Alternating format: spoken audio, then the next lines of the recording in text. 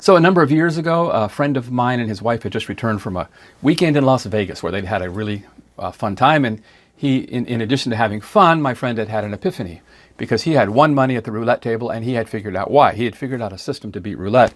He wanted to explain that to myself and a third person in our little circle so that we could all put together a nest egg and run out to Vegas and take all their money. The thing is, as soon as he said that the system was to play roulette, I tuned out, okay, because you can't beat roulette. Why? Because the house has a 5% edge every time you spin the wheel. If you're putting it on red, you've got a 47.5% chance of winning. The house has a 52.5% chance of winning. Same with black. You do it the other way around. So that edge, which is what you need to get in your trading, that edge is why, in the long run, the house is going to win. Now, that doesn't mean they win every bet, right? As a matter of fact, if there's 100 people playing roulette in this casino, 47.5 of those people are probably going to win on that next roll. But the house is going to win 52.5, right? So if you think about it for a minute, let's say there's 20 people at the table, and they're betting red and black. And 4 rolls later, there's going to be one guy that will have won every time, right? Just why? Because of luck, not because he was doing a paradiddle or some type of other system, okay? So let's continue the analogy to the trading world for a minute. What happens when there's 1,000 new traders that come into the marketplace and they all have some ideas because somebody taught them or they read in a book or whatever, and they all start going to try to apply these things? Well, some number of those people are going to win. Why? Because of luck, not because of any other reason, because of luck.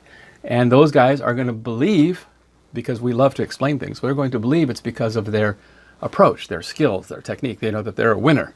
The guys that lost might say that it was because of luck, but the guys that win are going to take credit for it. I mean, look at our politicians, right? So back at the roulette table for a minute, let's think about my friend. Let's say that accidentally they lost, by the way. They lost, and that was the end of that whole experiment. But had they won, and if there's thousands of people in there playing, some numbers of those guys are going to have a long winning streak. Some of them are going to be standing there with a pile of money in front of them. Had my friend been one of those guys winning, he went out there with a system in his mind, and had he won while he was doing that, he would be ascribing his winning to that system. If he won enough and long enough, he might even go write a book about it or teach a course and try to sell other people, right? The secret to why he made money. And that is exactly what happens in trading, right? So many of these guys, there's a book called Fooled by Randomness by Nassim Taleb that explains this in really, really good detail. But the fact is, I'm not saying these guys didn't win. I'm saying they did win. Okay, let's give them that. They were winners. But they won because of luck. Okay? They ascribed their winning to their skill and their system, and they go out and write a book about it, right? So there's quite an analogy to that table, right? To that roulette table. Let's take it one more step. Let's say the evening wears on. Who are the guys that keep playing at that roulette table? The guys that are winning.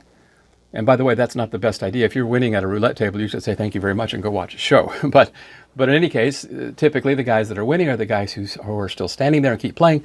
The losers are leaving and more people are coming in. And so maybe some of the new guys are also are winning. So a few hours later, there's 20 people at that same table. 15 of them have chips in front of them are winning. 15. So it looks like anybody else walking by that roulette is a great game to play because these 15 guys are all profitable. The thing is, what they didn't see is that 100 people have come through that table during that time, and these other 80 people that aren't with us anymore are lost money and left, right? But the survivorship bias, right? It's more accessible to see the guys that are winning because they're still standing there. The guys that are losing are gone. Exactly like in trading, right? The guys in trading who stick around are the guys who are winning, okay? The guys that end up being losers to a certain level that they don't get to play anymore, they're out of it. So you actually end up talking to more winners than losers. And some of those guys go write a book, as I said. But in any case, the survivorship bias skews the whole thinking, right? It skews the whole thinking to believing that these guys have something of relevance when actually it was luck, okay? If you want to find real skills, real edge, you should look at the professionals. And that's what we're going to do. We're going to be taking a look at how professionals trade, how the hedge funds trade. They do it very, very differently than what you're going to find in most of these books about patterns and oscillators and all those kinds of things, okay? So before we leave Las Vegas, let's take one other a trip into another room. Let's go down to the sports book. Let's go watch a football game and place a bet on a football game. Think about that one for a minute, okay? Because in that case, you're not playing against the house, a mechanical device that has an edge for the house. They don't have, they meaning the house. The casino doesn't actually bet against you in a football bet. They have no edge in that. Their edge is simply because they charge a little percentage of each bet, right, to cover the cost of having the room and providing the service for you. But the person you're playing, the other person taking the other side of the bet, is another human being. So in that situation, which by the way, that is much more analogous to trading, right, where the exchange and the broker, they take fees, right? But the person on the other side, there's humans, or they're computers, but they're computers written by, with a program written by humans. But there's other people placing orders on the other side of that. And if you can play the game well enough, then you have an advantage. Or if you play it well enough, you can win. Now, it's not enough to be, heads up with these other guys. Why? Because the house is taking their piece, right? Your edge has to be bigger than the cost of doing those transactions. If it is, then you become the house. You become the one that is the favorite, and that's what we're going to try to teach you is how to do. If you are trading at sub 50% and you're paying the cost, then you are one of the sheep being led to the slaughter, right?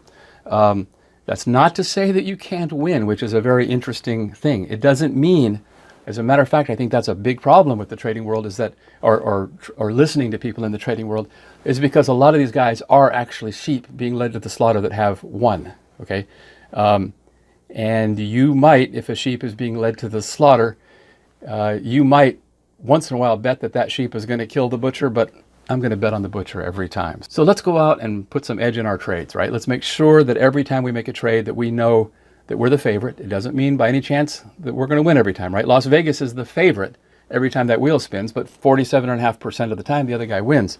But that 52.5% that the casino wins is enough, right?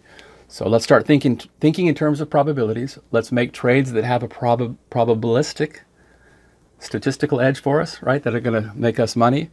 And let's try to do that on every trade, every time. So the next section we're going to talk about is a little bit more about the fallacies of thinking. So we're going to go into a little bit more detail about what edge isn't before we start getting into what edge is. So thanks.